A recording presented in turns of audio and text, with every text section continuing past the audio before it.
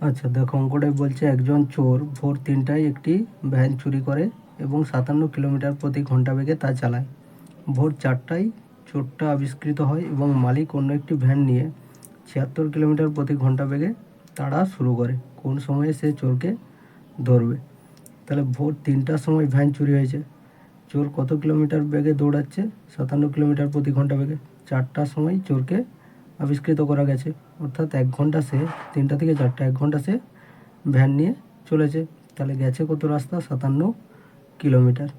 এবার 4টার সময় যে ভ্যানের মালিক সে অন্য একটি ভ্যান নিয়ে কত কিলোমিটার বেগে যাচ্ছে? 76 কিলোমিটার বেগে প্রতি ঘন্টায়। তাহলে এখানে আমাদের আপেক্ষিক বেগ বার করতে হবে।